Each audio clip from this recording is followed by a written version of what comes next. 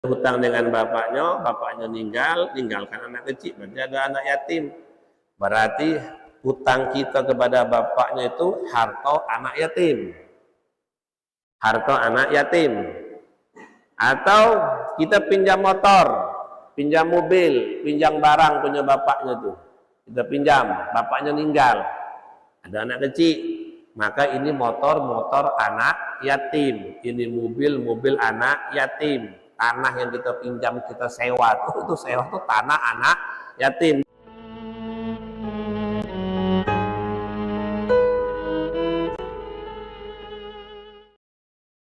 Bismillahirrahmanirrahim. Nahmaduhu wa nusalli wa nusallimu ala rasulihil karim, amma ba'd. Qala al-mu'allif rahimallahu ta'ala alaihi wa nafa'ana Allahu bihi wa bi ulumi fi darin amin ila an qala. قال الله تعالى إن الذين يأكلون أموال اليتامى ظلما إنما يأكلون في بطونهم نارا وسيصلون سعيرا. Babul ihsan ilal yatimi. Alhamdulillah, Bapak Ibu rahimakumullah. Puji syukur kepada Allah Subhanahu wa taala nikmat yang Allah senantiasa berikan dan tumpahkan kepada kita. Selawat dan salam Allahumma shalli wa sallim wa barik alaihi wa ala alihi. Kepada beliau kita haturkan baginda Nabi sallallahu alaihi wasallam. Mudah-mudahan kita besok tergolong orang-orang yang disyafaati oleh beliau dan menjadi orang-orang yang pertama yang masuk di surganya Allah Subhanahu wa taala. Banyak kan mic-nya?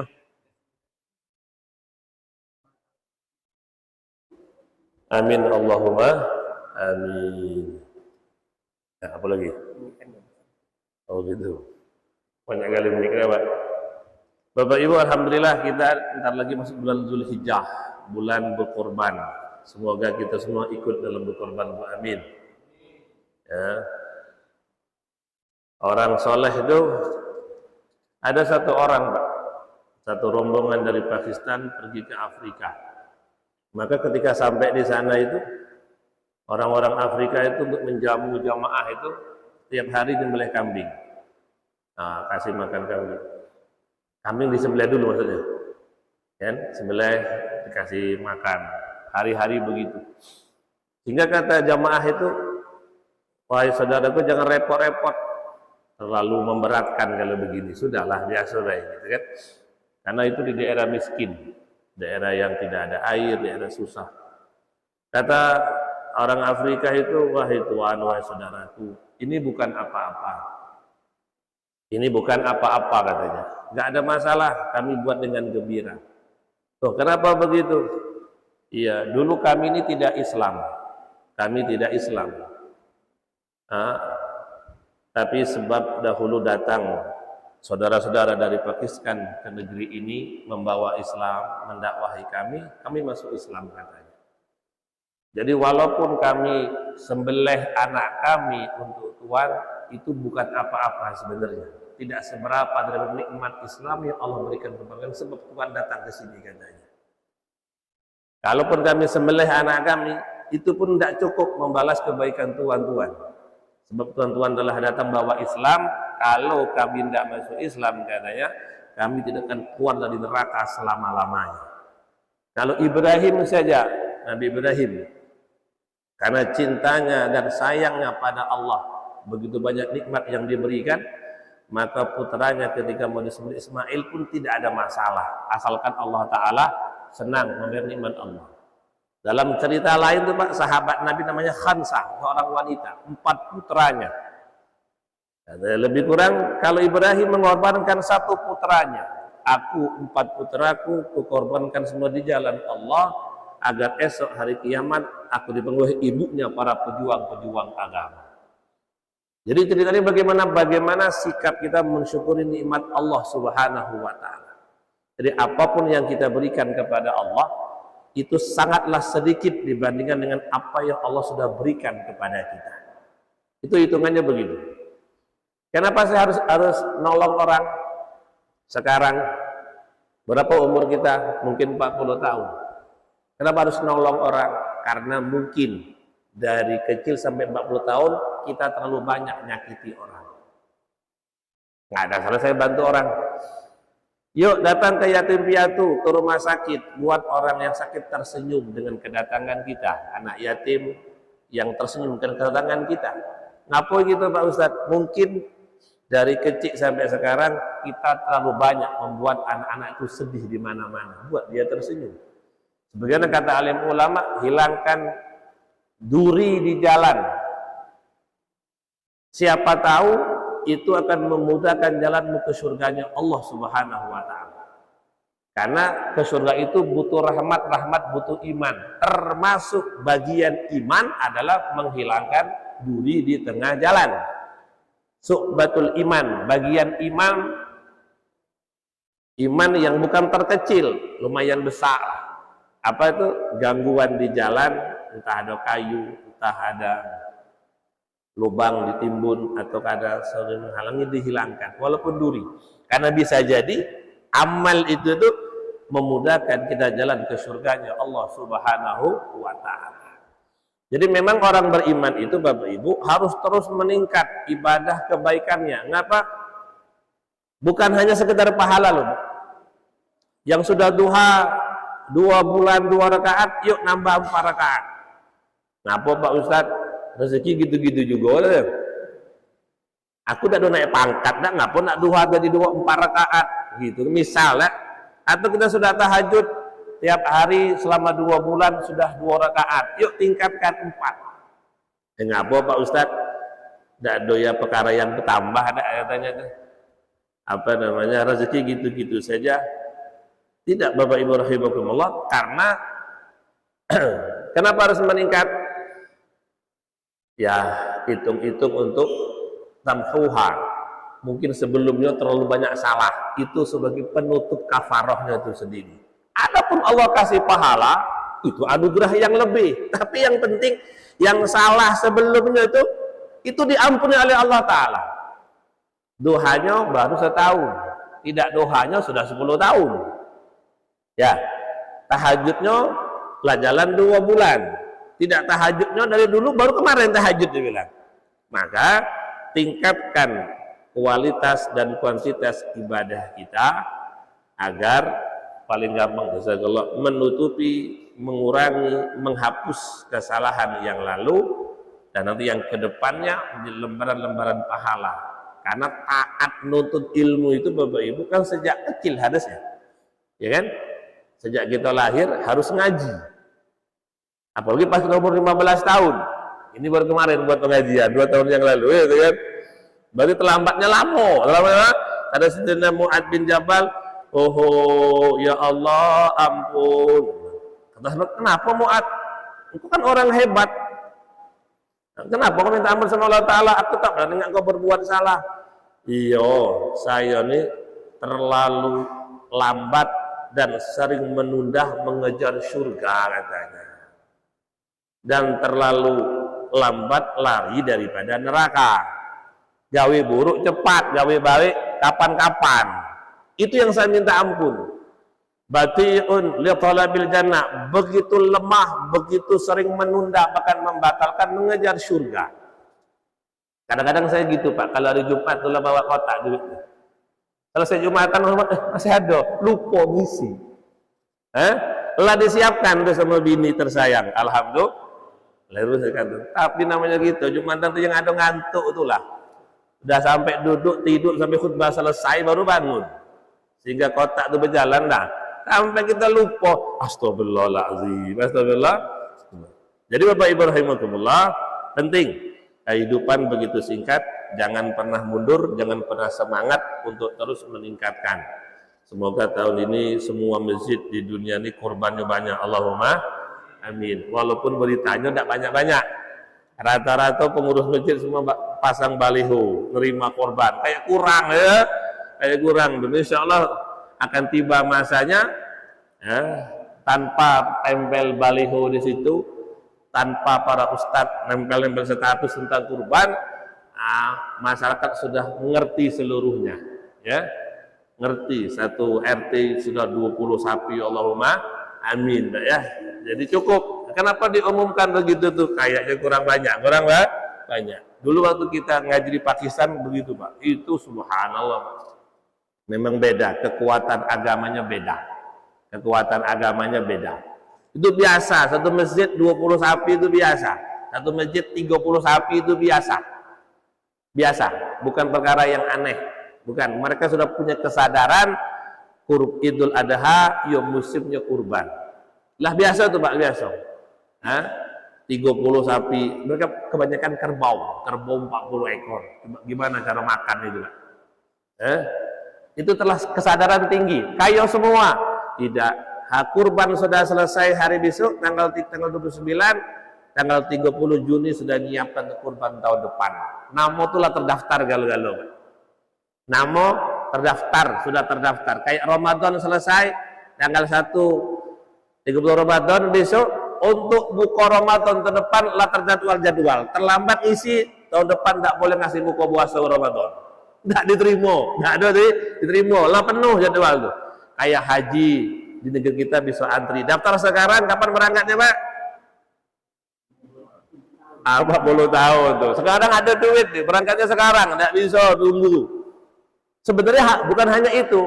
Begitulah sebenarnya orang beriman dalam amal. Nggak pernah merasa cukup, nggak mau terlambat. Karena memang terlambat ke surga itu udah enak, bahaya. Maka daftarkan. Begitu. Hari kurban lah selesai, besok sembelih, langsung Pak Ketua, tahun depan aku niat lagi kurban.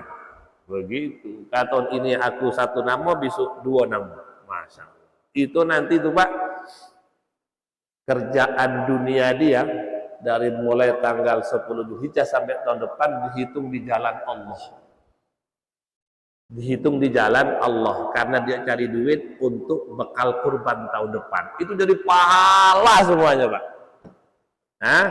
Terhitung niat semua. Subhanallah. Sehingga kalaupun dia mati di tengah-tengah jalan, tetap dihitung sudah berkurban di jalan Allah. Kurban apa? Kurban diri dia telah mati masalahnya itu. Tinggi nilai itu, bukan tidak tinggi. Ibu sudah bangun tahajud malam nih, selesai, azan subuh, ngomong ya Allah, besok aku nak tahajud lagi. Tadi sudah duha, alhamdulillah 2, 4, 6 rakaat. Dah selesai doa beres, ngomong ya Allah, besok aku mau duha lagi. Sehingga setelah kebaikan selalu baik. Setelah kebaikan pasang niat baik. Jangan sampai kita mengurangi kehambaan diri kita kepada Allah Subhanahu wa taala, tapi sempurnakan kehambaan kita. Sampai menjadi kata Allah Taala, masuklah daftar hambaku, ayo tinggal di surga. Itu hamba yang sempurna, menyempurnakan. Maka penting kebaikan yang sudah kita tahu, ini subuh sudah. Alhamdulillah, ya Allah beri taufik nanti aku zuhur berjamaah lagi. Entah di mana jamaahnya kan, entah di tengah kebun, entah di tengah pasar, pokoknya di mana berada. Terus begitu, itu mengolah niat. Jadi setiap waktu kita sedang fi sabilillah. Kan gitu dalam kitab Nasihatul Ibad. Ketika pagi-pagi kita bangun dari tidur, habis doa alhamdulillahilladzi ahyana ba'da ma amatana wa ilaihi nusyur. Langsung ngomong ya Allah, aku ingin nolong orang. Hari ini ku niat mau nolong orang. Tidak tahu siapa itu, tidak tahu. Pokoknya aku niat menolong orang. Apa hadiahnya? Allah kasih dia pahala haji yang mabrur. Atau ketika pagi dia niat, aku tidak mau nyakiti orang hari ini. Walaupun aku disakitin. La dzulma ala hadi min khalqik. Ya Allah, hari ini aku bangun, aku tidak mau nyakiti orang. Apa kata alim ulama? Sebab niatnya itu, hari itu dia maghfurullah dalam keadaan diampuni oleh Allah Subhanahu wa ta'ala. Hari-hari begitu, sehingga hati kita semakin tenang dan semakin dekat kepada Allah Subhanahu wa ta'ala. Nah, hari ini kita akan dari ayat Al-Quran An-Nisa ayat 10 tentang kita diperintah oleh Allah untuk ihsan ilal yatim, berbuat baik kepada anak yatim. Berbuat baik kepada anak yatim. Kapan Pak anak yatim itu kita berbuat baik? Kapan merah? Kapan musim terbaiknya? Bulan Muharram. Kalau puasa bulan Ramadan. Kalau haji bulan Dzulhijjah. Ya, Maulid Nabi bulan Rabiul Awal. Rajaban bulan apa? Rajab, Mi'raj. Dan Muharram itu seakan-akan kita katakan bulannya anak yatim, musimnya kita memuliakan anak yatim. Ikuti tren itu Pak, namanya tren akhirat, tren agama. Kalau tren dunia ikut galau lah, sudah itu. Musim durian makan durian galau. Ada yang belum makan durian ya? Udah galau dah. Apa lagi? Tren HP, anak kita HP lah ganti galau-galau. Kemarin di Ibrahim tuh, di Ibrahim RT berapa kemarin? Di daerah Ibrahim. Anak kecil 15 tahun Bu, gantung diri. 15 tahun. SMP kelas 2 kan, gantung diri. Apa masalahnya? HP-nya rusak. Kata anak, "Mak, HP ku rusak. Perbaiki. Nanti nak duitnya." Kata satu orang warga, sebab itu anak itu tersinggung, gantung diri di kamar. Malu mungkin kalau HP-nya rusak, kan? Malu, nggak ngetren, ngeri. Masa zaman sekarang nggak punya HP? Gantung diri. Allah, hati-hati yang punya anak itu. Sayang ini nak, jangan gantung diri ya, kan? Tahu nih kan. Sekarang kok pagi ketemu kita sehat, malam lah tidak jelas bentuk dia. Benar. Zaman sekarang tidak kayak zaman kita dulu. Itu yakin juga. Harus kita pahami, jangan sama baik, jangan.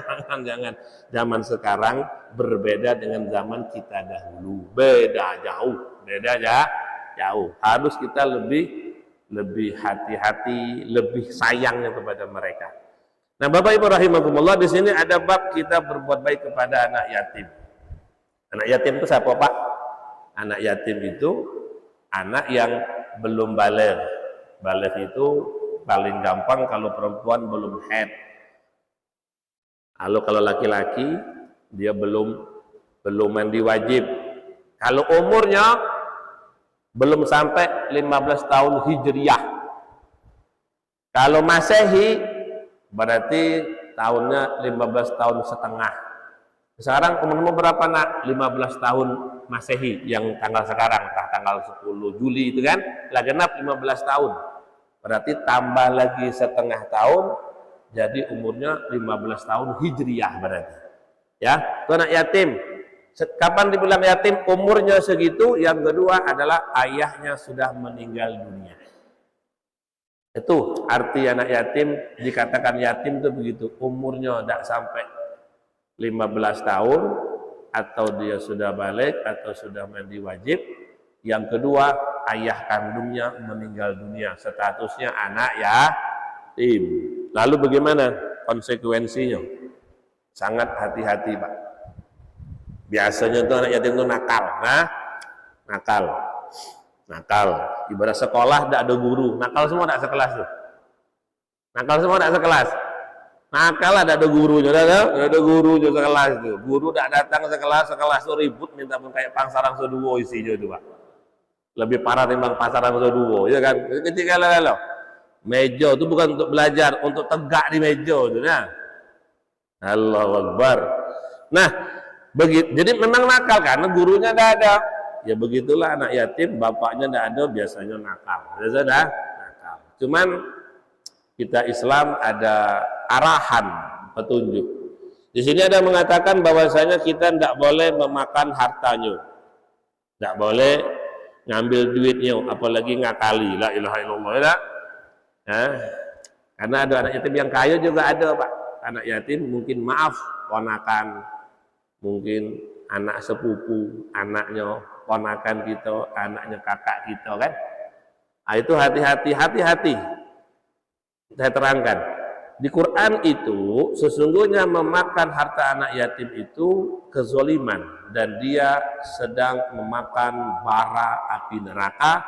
Wa sayaslauna sa'ira, termasuk orang yang sulit diberi taufik untuk bertobat karena ayatnya dia akan masuk neraka. Di Quran itu begini. Jadi bukan hanya makan harta anak yatim terus makan api neraka. Kalau dia makan berarti masuk dulu ke neraka tuh. saking dekatnya dengan neraka, sehingga di antara dosa yang memang bisa diampuni tapi sulit, dia itu kayak dicabut keinginan tobatnya, dicabut, hilang, aplikasi tobatnya hilang. Apa di antara sebabnya? Memakan harta anak yatim. Karena di Quran dia sedang memakan bara api neraka dan dia akan memasuki api neraka itu sendiri. Ya, hati-hati. Terus bagaimana prakteknya Bapak Ibu? Nah, ini prakteknya tuh kadang-kadang kita lengah. Lengahnya di mana? Nah, lengahnya di mana? Lengahnya ya mungkin bapaknya itu kita punya hutang dengan bapaknya. Punya apa? Bapaknya tuh. Bapaknya itu kita punya hutang dengan bapaknya ninggalkan anak kecil, berarti ada anak yatim. Berarti hutang kita kepada bapaknya itu harta anak yatim. Harta anak yatim. Atau kita pinjam motor, pinjam mobil, pinjam barang punya bapaknya tuh. Kita pinjam, bapaknya meninggal. Ada anak kecil, maka ini motor anak yatim. Ini mobil anak yatim. Tanah yang kita pinjam, kita sewa itu sewa tuh tanah anak yatim, dan seterusnya. Pinjam HP, nah, bapaknya meninggal, pinjam modal dari bapaknya, dia meninggal, itu duit modal punya anak yatim. Hati-hati itu Pak, jangan diartikan anak yatim kami duitnya, nah itu tidak mungkin. Aduh, sulit begitu tuh kan. Anak yatim lagi megang minuman, ini gua ambil, nah, itu anak kita yang ambil tuh kan. Anak kita kasih tahu juga, jangan nak, jangan ambil, kita harus ngasih dia, jangan ngambil punya dia. Hati-hati nak, kita memakan harta anak yatim, memakan bara api neraka, akan kecemplung ke neraka, payah keluarnya tuh. Nah, anak kita kasih tahu. Kita pun kalau ada muamalah, hubungan dagang, bisnis, hutang piutang, sewa menyewa dengan ayahnya yang sudah meninggal, berarti itu semua harta anak yatim. Nah, jangan dimakan. Artinya apa? Segera kembalikan, segera selesaikan. Kalau utang segera bayar, kalau motor segera kembalikan, kalau HP segera kembalikan, kalau modal segera kembalikan. Pak Ustaz gimana? Nak kembalikan repot, buat akad baru, datang ke sana. Siapa walinya anak ini sekarang? Walinya siapa? Oh, ada kakak tuanya yang umur 30-40 tahun mungkin. Datang ke dia, sampaikan, nih bapakmu dengan saya ada dagang bersama. Ada bersama. Nah, ini kami bagi hasil. Ini keterangannya, ini jatah ayahmu, ini jatah aku hasilnya. Apa nak akad lanjut, apa nak selesai di sinilah. Nah, selesai sini kembalikan. Jangan kita sampai mengolah harta anak yatim terus ada kezaliman. Resikonya bukan kayo, masuk neraka resiko itu Pak. Walaupun kayo. Kalau Pak, yang ngeri lagi gitu, ngeri kan? Ngeri itu Pak, ngeri minta ampun. Terus ya, atau ada warga kita yang meninggal, bapaknya meninggal, maka kita selaku pengurus masjid, ketua RT, ketua pemuda, galau-galau ketua-ketua lah itu kan. Nah, waspada, tanya, oh itu yang meninggal siapa? Oh Pak, maaf, namanya mungkin Pak Mamat. Pak RT tahu anaknya berapa Pak? Oh anaknya 3. Ada yang belum balik, ada 2 orang. Malam ini malam pertama, nak tahlil di rumah dia sampai malam ke-7, ya kan? Maka Pak RT atau Pak tokoh masyarakat tanyai kepada keluarganya. Nanti pas acara makan-makan tuh entah minum pakai duit siapa. Kalau duit dari warga, lajulah habiskan makanan tuh. Duit dari sumbangan orang, lajulah. Atau duit dari pamannya sedekah, ada? Pamannya yang meninggal tadi itu kan? Dia mungkin yang meninggal tuh adiknya kan punya anak tuh. Bukan dari harta yang meninggal tuh. Bukan dari harta yang meninggal, dari harta orang lain. Nah itu lajulah makan tuh banyak-banyak. Tapi kalau itu hartanya harta yang meninggal tuh, itu tergolong memakan harta anak yatim karena belum dibagi waris.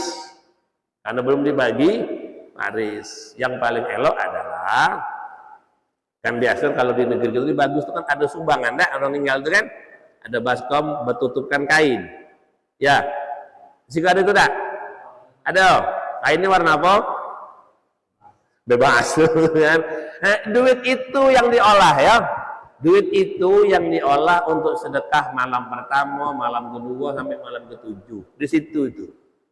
Itu sumbangan masyarakat untuk meringankan beban. Jadi maksud gini, itu uang diniatkan untuk baca doa tahlil nanti malam. Uang itu yang diolah. Warga yang meninggal, uang yang di baskom tuh itu yang dibelikan beras, yang dibelikan ayam, dibelikan teh, gula, kopi, sehingga tamu yang datang mendoakan itu tidak tergolong memakan harta anak yatim.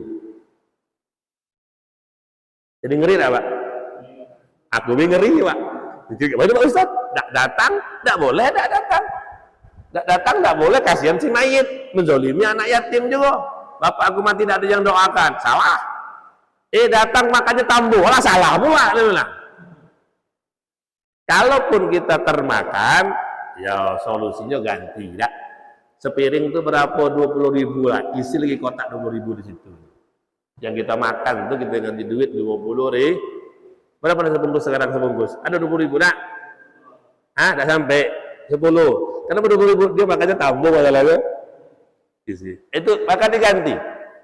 Termakan air minum aqua segelas ganti 500 rupiah. Jadi kita nggak memakan harta anak, uangnya dikembalikan di situ. Itulah solusi terakhir. Jadi begitu itu butuhnya ilmu Pak. Ibadah dengan ilmu, nolong dengan ilmu, sehingga nolongnya asli pahala, bukan jadi bala, bukan jadi apa? Kalau kita nolong dia tahlil, tapi nggak pakai ilmu, nah jadinya begitu. Nah, tapi kalau yang meninggal itu anaknya lah besar galau, ngapa? Yang meninggal umur 80, anak dia lah tua-tua galau seumuran gitu, nah, itu anak yatim lagi itu, bukan anak yatim. Semua kita anak yatim nggak kau? Tidak ada, lengkap, masih lengkap juga baik-baik. Kalau lah yang meninggal itu lah orang tua, terus yang ditinggalkan anak lah besar semua lah lebih 15 tahun, itu tidak ada anak yatim lagi, anak yang kena musibah saja bapaknya meninggal berbelasungkawa, berarti makan di situ kayak no problem lah, tambah boleh lah. Cuma dikitnya kuat dikit, kuat dikit. Ya Bapak Ibu, dan maaf menolong, mendoakan orang yang meninggal itu sangat penting Pak, sangat Pak, karena dia tinggal mengharapkan kita yang ada nih Pak. Orang yang meninggal itu tinggal begini dia. Mudah-mudahan ada yang doakan, mudah-mudahan ada yang kirim Fatihah, ada yang sedekah atas nama dia, baca Quran atas nama dia, sangat menantikan itu Pak. Khususnya dari anaknya, dari keluarganya. Alangkah kecewanya ketika ahli mayit meninggal, lah meninggalkan harta tak terhitung, meninggalkan rumah, meninggalkan kebun, meninggalkan galau-galau, anaknya sibuk ngurus itu, lupa bertahlil untuk orang tuanya. Wah, kalau aku tahu gitu, aku bawa galau mati duit tuh, dia bilang gitu. Wah, itu sakit orang tua tuh Pak. Percuma nak kau hidup, percuma kau sekolah tinggi-tinggi, nak aku tinggalkan harta, aku nak kau kirim Fatihah juga. Seandainya hidup lagi, aku ambil galau-galau. Kalau ada paketan dunia ke akhirat, aku kirim paket COD kalau itu bilang, biarlah kau miskin. Maka ada orang tuh begitu Pak, ada orang yang subhanallah, orang tuh kehidupan sederhana, tiba-tiba kaya.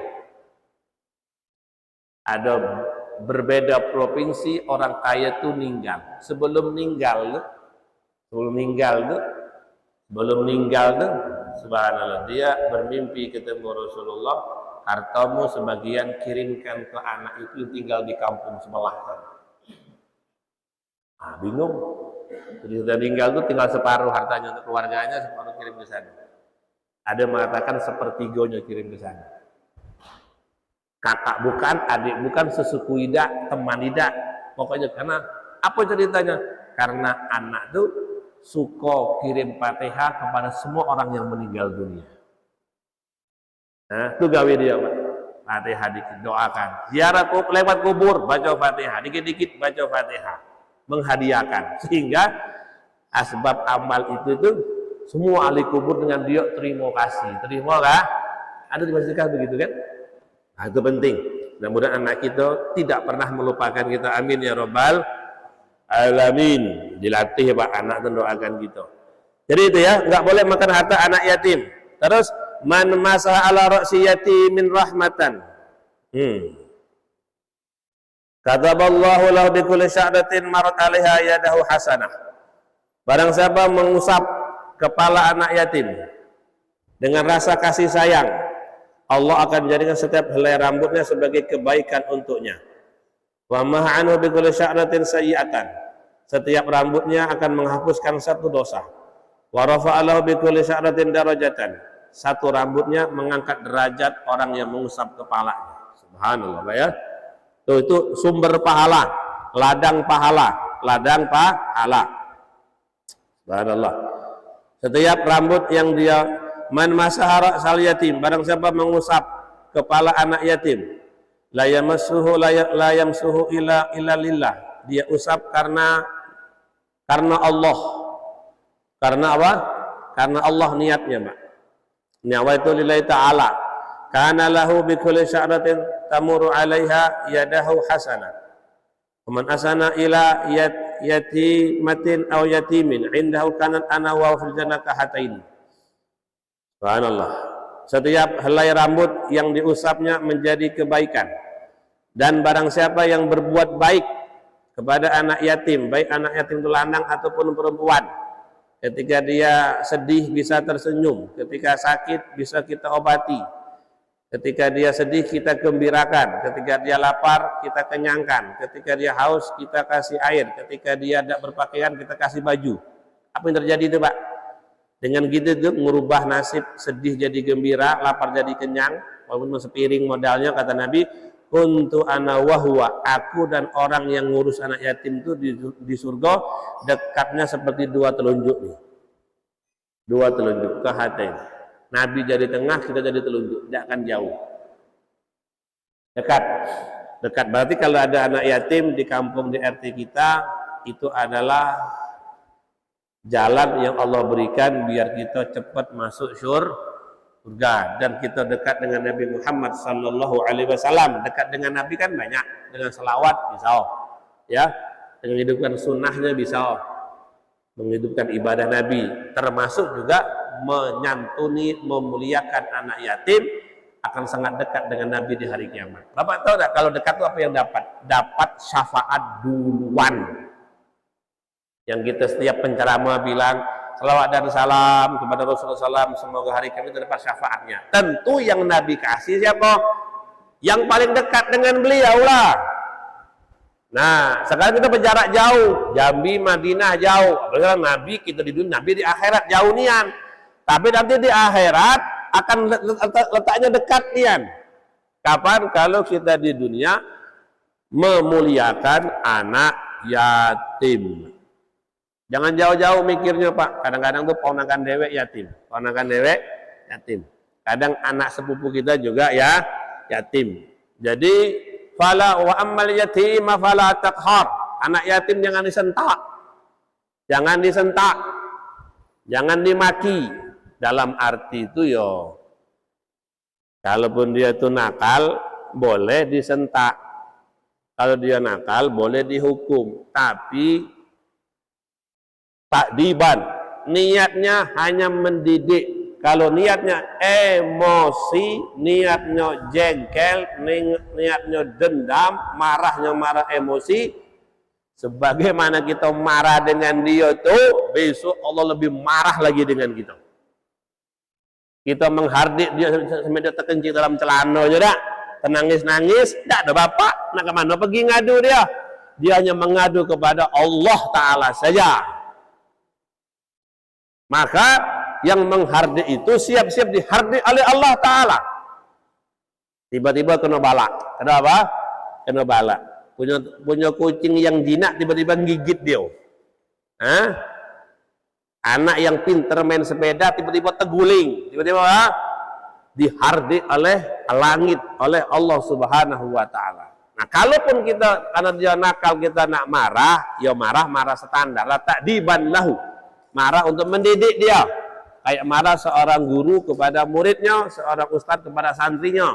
Marahnya dengan ilmu, bukan dengan emosi. Dengan apa? Ah, itu. Kalau tidak, ya udah, jangan sampai begitu, Pak ya. Itu tentang anak yatim. Terus apa keutamaan berikutnya? Ada seorang yang mengadu kepada Nabi Shallallahu Alaihi Wasallam tentang kekerasan hatinya. Hatinya keras sehingga tidak mudah menerima kebaikan. Semua ceramah dia dengar tidak ada manfaatnya. Aneh pula. Semua nasihat yang dia dengar tidak membuat dia tambah taat.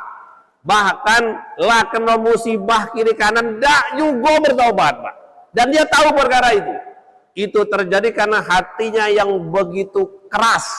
Ibarat tanah yang keras, semua tanaman tidak bisa tumbuh karena keras. Semua tanaman tanah mati itulah. Semua nasihat, musibah, teguran tidak menambah dia taat. Itu karena keras.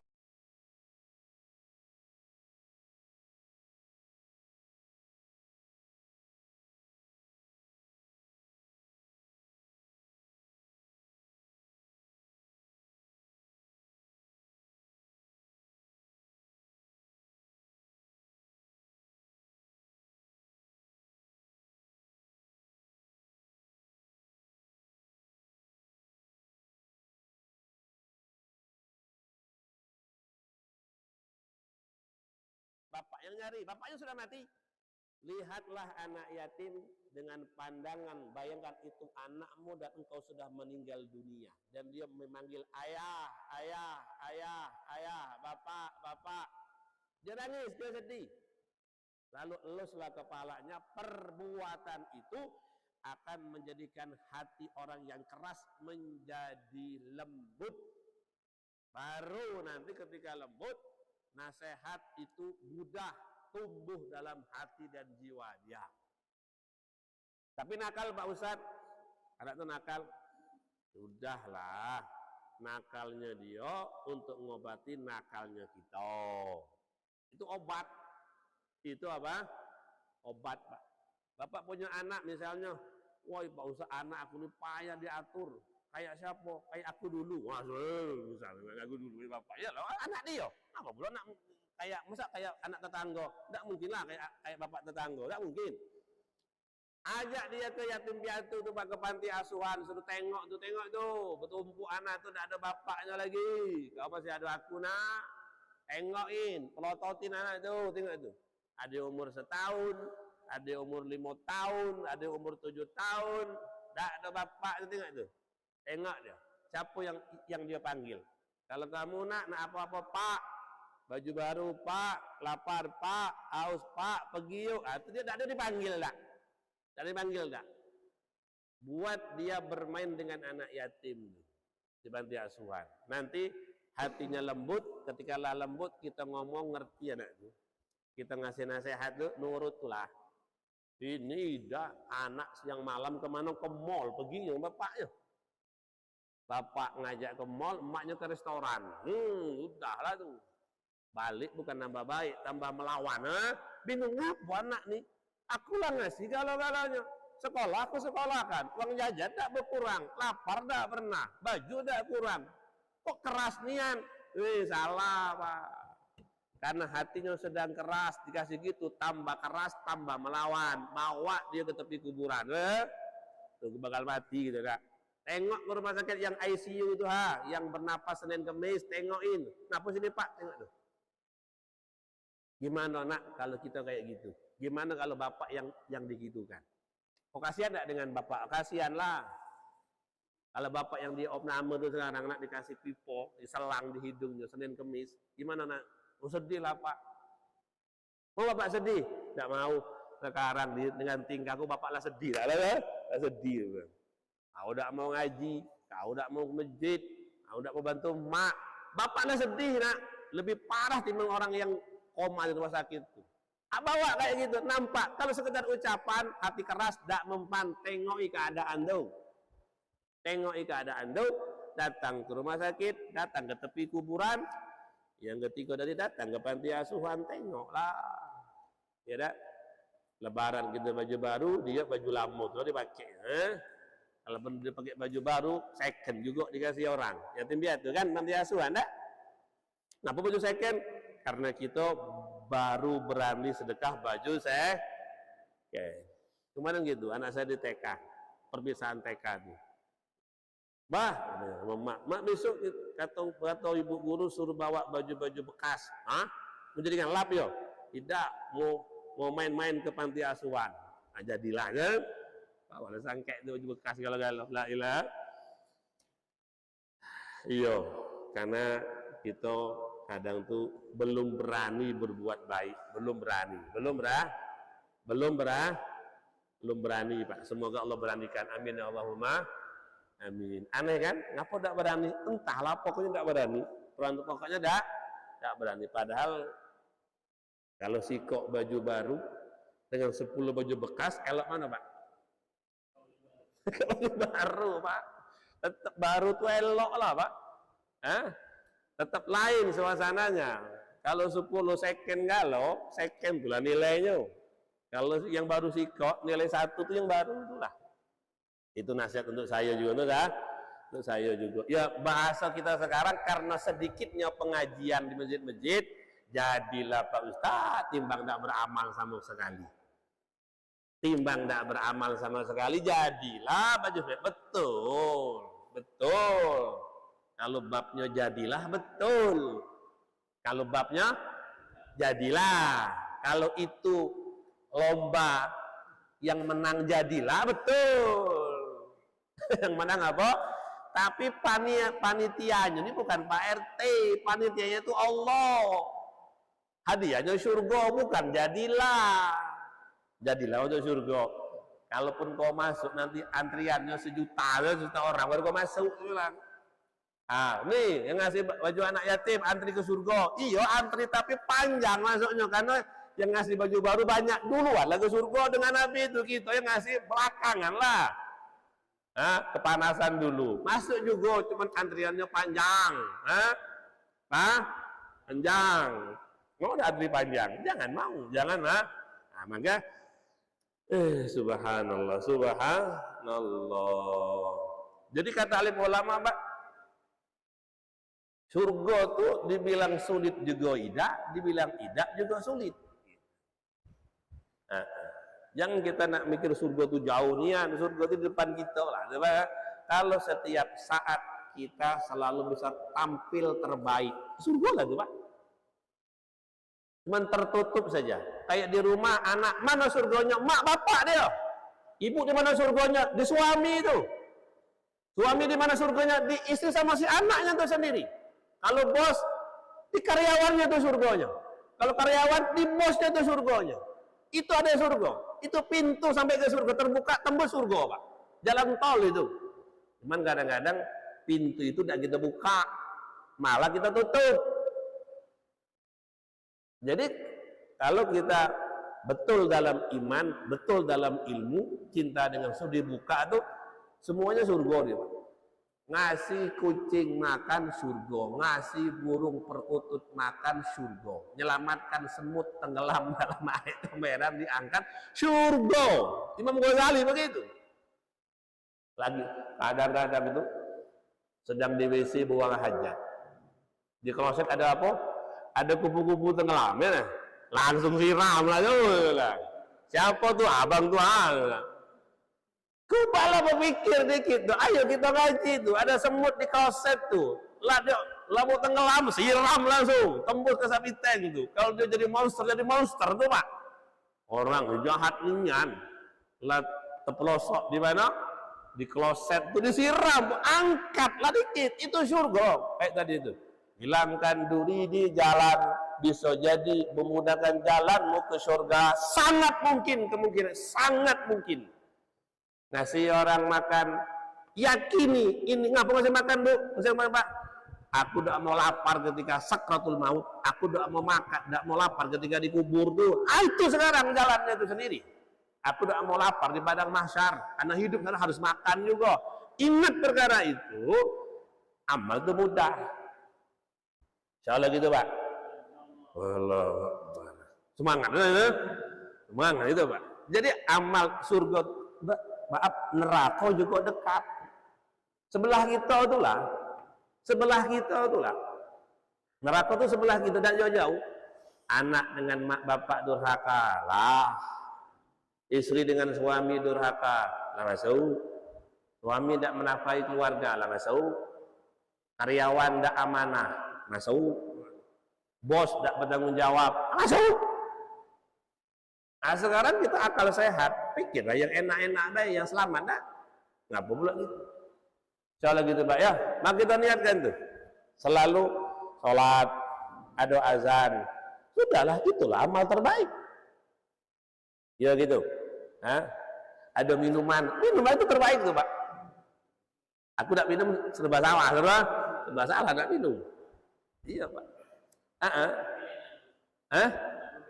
Ada juga ya. Cuman enak, aku tuh ada rekaman masalahnya tuh udah elok ya.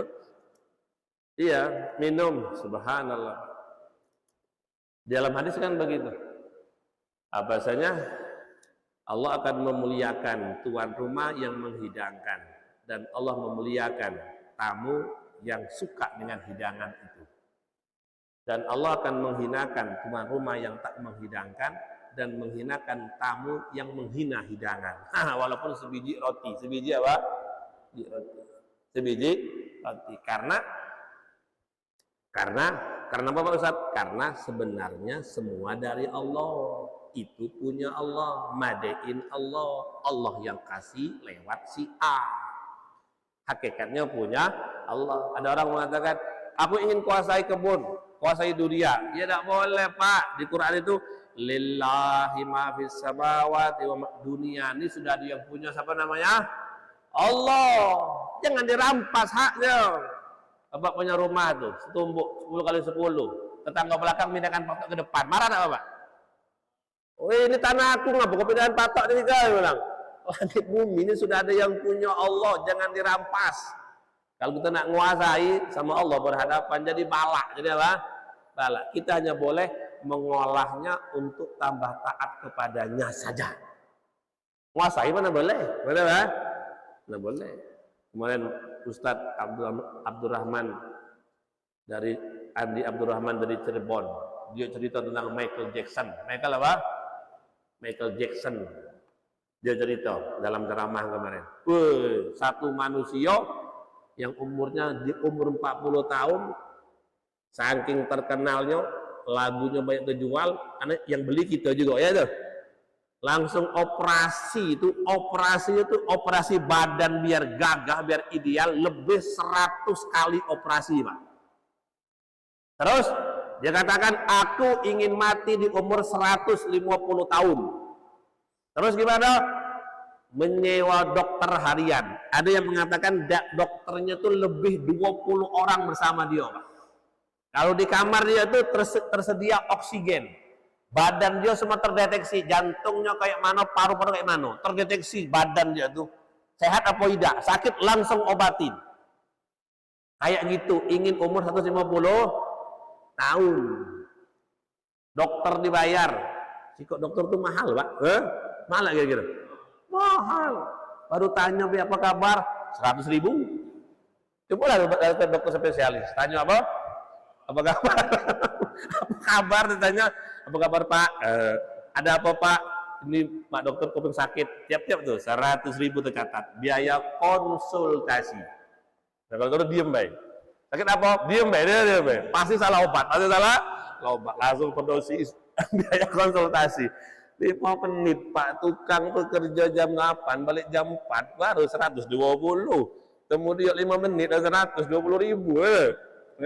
Itu hak dia lah, mahal sekolahnya, mahal sekolahnya itu mahal, jadi tanya dikit ya, tanya sedikit aja mahalnya minta ampun, mahalnya minta apa tadi Pak? Nah akhirnya Pak mati juga. Dia mengatakan, aku tidak punya masa lalu. Setelah dia sudah terkenal tuh duit tanpa batas, lah gagah, hitam jadi putih lah operasi. Aku tidak mau ada masa lalu. Aku mau selalu senang. Tidak mau nengok orang sakit, tidak mau nengok orang mati. Dengar beritanya pun aku mau senang-senang weh. Semua kawan putus, semua keluarga putus. Aku seorang orang baru yang nggak punya masa lalu. Sampai kayak gitu Pak. Itulah. Nah, keren gak kira-kira tuh? Hebat gak? Tidak mau dengar orang sakit, merusak pikiran aku. Tidak mau dengar keluarga susah, putus, cara diputus. Itu diputus pula cara itu. Putus. Mati juga Pak. Tidak sampai 50 tahun, mati juga. Sekarang sedang berjoget di neraka. Ya, gitu, ya. La ilaha illallah. Semoga Allah selamatkan kita, Allahumma amin. La ilaha illallah. Kok kesana dari ceritanya ya? Jauh nih tidak? Nah, jadi nganu anak yatim. Kalau kita punya anak atau diri kita ada yang keras, halus anak yatim itu akan melembutkan hati. Nanti ketika hati itu lembut, inna sirraka ayyulina qalbaka famsah bi ra'sil yatim at'inhu. Sesungguhnya rahasia lembutnya hati, yang melembutkan hati adalah mengusap kepala anak yatim dan memberinya makan. Ini hadisnya Pak, dari Abu Darda. Laki-laki, ya Rasulullah, hatiku ini keras nian, tidak mau tambah taat. Kata Nabi Sallallahu Alaihi Wasallam, eluslah anak yatim dan kasih dia makan. Ajak dia makan ke restoran tuh Pak. Ajak makan ke restoran, ajak makan di warung SA sederhana tuh. Sekali makan 70.000, bisa makan orang 7, ya. Tidak apa-apa Bapak, ada dengan ibu, acara makan dengan keluarga, bahas, bawa siku anak yatim, makan sama-sama, kata anak kita, Pak itu siapa? Itu saudaramu, nak, ya? Saudaramu kita itu saudaramu tuh, makan sama-sama. Nengok dia makan, nengok anak kita makan, akan mendatangkan rahmat daripada Allah Ta'ala. Daripada rahmat Allah Ta'ala. Apa rahmat? Kasih sayang Allah. Tengok nanti, Bapak akan jadi obat. Keluarga kita, anak kita akan berubah, tiba-tiba taatnya bertambah. Wallahu fi aunil abdi, ma kana al-abdu fi auni akhihi. Allah siap nolong kamu kalau kamu nolong orang lain. Ketika kita menyenangkan anak yatim, Allah akan senangkan anak kita.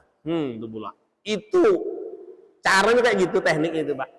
Kalau kita tidak peduli dengan anak yatim, maka Allah tidak peduli dengan anakmu. Kau kasih dia ilmu yang ada durhaka. Tidak bisa, harus ada anak yatim yang kita urus, yang kita santuni, entah setahun sekali, entah 6 bulan sekali, entah sebulan sekali, entah seminggu sekali, atau pas ketemu.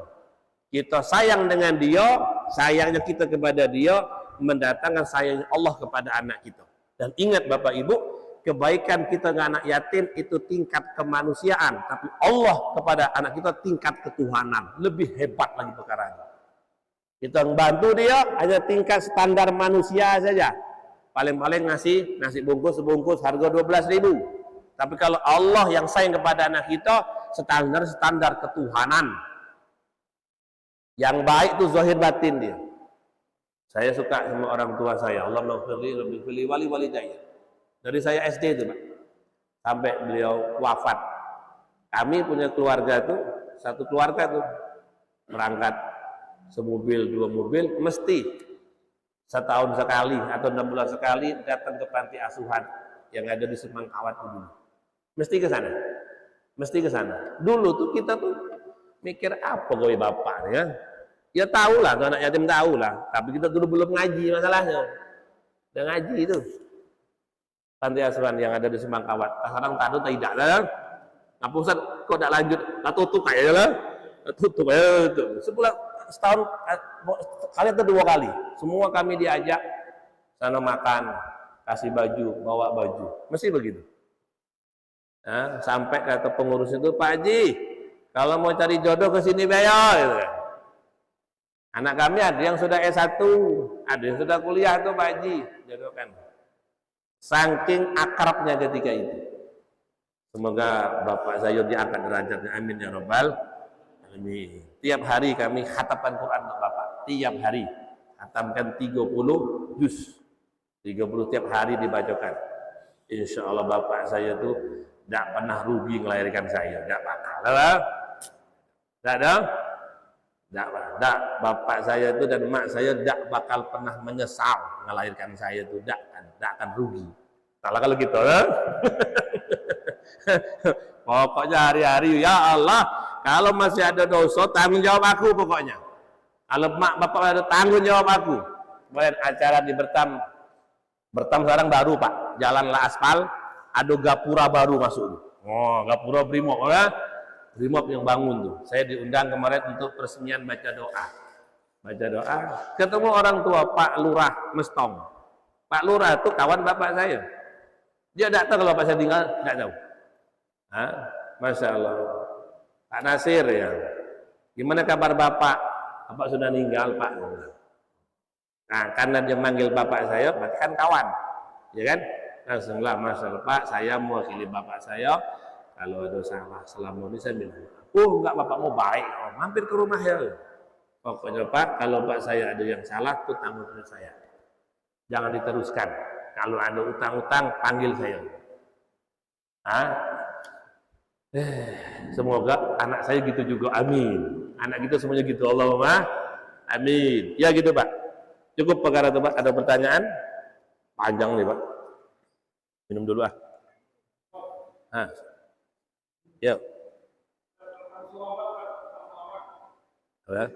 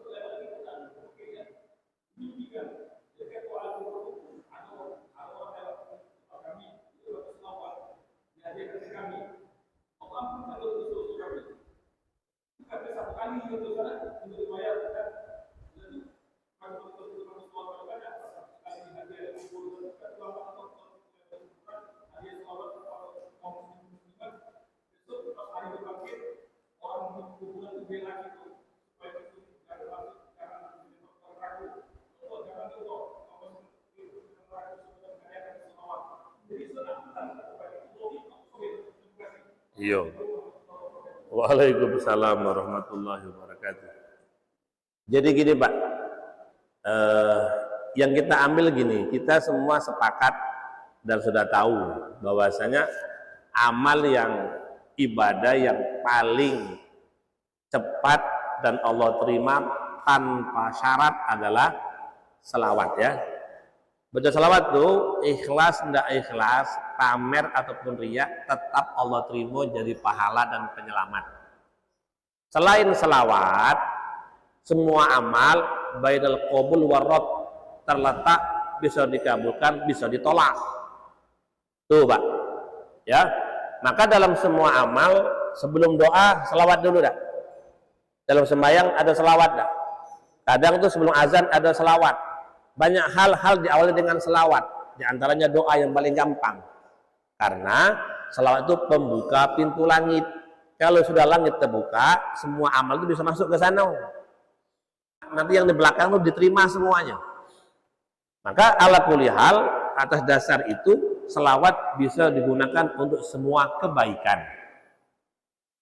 Untuk ahli kubur kirim selawat, meringankan azab, betul. Dengan salawat mengangkat derajat, betul. Dengan salawat hilang azab kubur, betul. Karena salawat itu Allah terima. Bahasa kita tuh diambil Allah, minta apa gantinya gitu. Mintalah apa saja. Allah sudah suka. Orang yang sudah menyenangkan seseorang ditanya kau minta apa? Ya kan? Selawat itu sangat menyenangkan Allah. Ketika kita baca selawat, seakan-akan Allah tanya, minta apa? Laku ambil, aku terima selawat tuh. Ya Allah, ahli kubur diampuni, siap. Ahli kubur terangi, siap. Bela dia, siap. Semuanya dapat. Nah, cuman kadang-kadang tuh Pak, ilmu itu kita lah tahu, cuman kita lupa.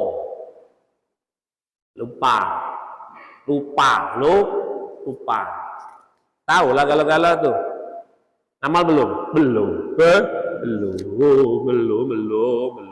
Nah kalau nak ziarah kubur itu kayak riwayat yang banyak itu, yang paling bagus baca ayat kursi, kulhu 3 kali, falak 3 kali, anas 3 kali.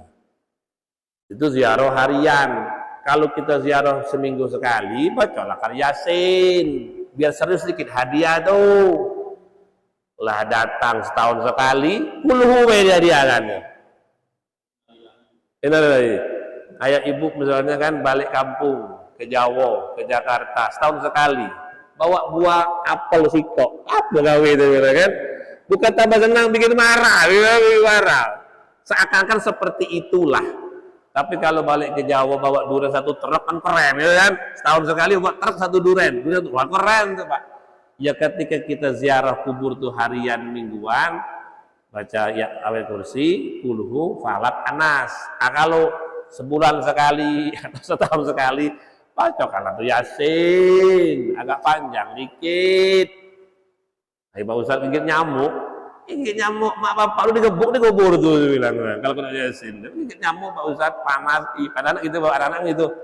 Cepatlah balik Pak, banyak semutnya dia bilang. Di tempat mbah nih, mana mbah di bawah, mbah tidur ya, iya tidur, jangan ribut nanti mbah bangun, nanti Pak. Salah gitu Pak ya, selalu elok Pak. Nah kayak habis sembahyang tuh, jangan lupa baca suratul kursi, karena kalau kita baca, kalau hari itu matinya husnul khatimah. Tinggalkan rumah baca ayat kursi, rumah kita Allah yang jaga. Tidak ada ayat yang paling dahsyat melebihi ayatul Quran tuh sekian surat 114, 30 juz, 6000 ayat lebih. Ayat yang terhebatnya adalah ayatul kursi. Tuh, jadikan bacaan harian. Mau maghrib biar anak tidak gampang kesurupan. Anak tidak bilang-bilang, "Ma, ada apa tuh, Ma?" Gitu kecil itu kan. Ada apa? Tidak ada biasa-biasa, gitu kan. Itu nampak kalau yang kita tidak nampak dia nampak kalau. Itu tunjuknya kalau merinding juga jadi kan. Nah, itu maghrib isya anak kecil di pangku mak bapaknya, di pangku maknya, bacakan ayat kursi, itu perangkal kan? Itu kan yang ngabarin Nabi. Sayyidina Abu Hurairah. Nabi Abdullah, malam ada yang maling rumah kau ya? Iya ya Rasul, nak maling kurma. Terus aku lepaslah, dia bilang punya anak bini aku kasihan. Besok dia datang lagi tuh, nanti malam maling lagi. Diintain Pak, bener Pak, datang yang kedua. Lah aku tangkap dia. Apa cerita maling di malam tuh? Lah aku lepas. Aku tak tega, ya. Dia tega. Dia punya anak, punya bini, kelaparan. Aku tahu lah. Sampai 3, dia akan datang lagi, maling lagi. Nabi bilang gitu. Nanti belum datang lagi, akan maling lagi. Abu Hurairah. Abu Hurairah, tak bisa. Malam ketiga, habis duit aku bilang rumahku diambil. Ya. Pokoknya aku pegang, tak aku lepas. Ketangkep malam ketiga itu hadis tuh Pak. Ketangkep malam ketiga udah aku lepas. Oh nak cerita anak sakit, udah dulu pokoknya atau yang maling itu wahai Abu Hurairah, aku adalah setan. Nih, aku kasih kau bacaan ya, biar aku dan golonganku tidak ganggu kau lagi. Bacalah ayat kursi. Ingat jangan dari setan, baca juga Pak. Kau baca ini di tempat barang yang kau simpan akan tidak bisa diganggu. Dia nampak pun tidak. Lalu Abdullah balik paginya ketemu Rasul di masjid. Ya Rasul, Abdullah, gimana maling tadi malam? Laku tangkap ya Rasul, nak gebuk. Tapi dia mengajarkan doa pula ya Rasul, supaya aman. Aneh, supaya tidak dipaling lagi. Dia yang ngajarin. Kata Rasulullah, dia pembohong, tapi yang dikatakan betul. Setan itu pembohong, tapi yang dikatakan betul. Bahwa dia menyampaikan itu agar kita terjaga dari keburukan dia. Itu hebatnya orang zaman Nabi dan sahabat, setan pun mengajarkan ilmu. Saking hebatnya mereka dekat dengan Allah tuh, musuh yang paling jahat pun memberikan ilmu penangkalnya. Kata Rasulullah, dia tuh pembohong tapi kata-katanya benar. Kau baca itu akan aman. Nah, baca malam berikutnya, setan tidak ngambil lagi buah kurma itu sendiri. Insyaallah gitu Pak ya. Nah, semoga cukup insyaallah Pak. Ada pertanyaan? Dah, tunggulah doa lah dah. Ketemu kondangan ya. Sabtu. Allahumma salli wa sallim wa barik ala sayyidina Muhammad wa ala ali sayyidina Maulana Muhammad ya arhamar rahimin. Allahumma inna nas'aluka salamatan fid din wa salamatan fid dunya wa salamatan fil akhirah. ونسألك رضاك والجنة ونعوذ بك من سخطك والنار ربنا اغفر لنا ولوالدينا ولوالدينا وارحمهم كما ربونا صغارا ولجميع المؤمنين والمؤمنات والمسلمين والمسلمات الأحياء منهم والأموات إنك على كل شيء قدير يا أرحم الراحمين ya mujib as-sa'irin ya Allah ya Rahmanir Rahim ampuni dosa-dosa kami dan dosa kedua orang tua kami ya Rabbul khuluqa tahhirhu fala yahwi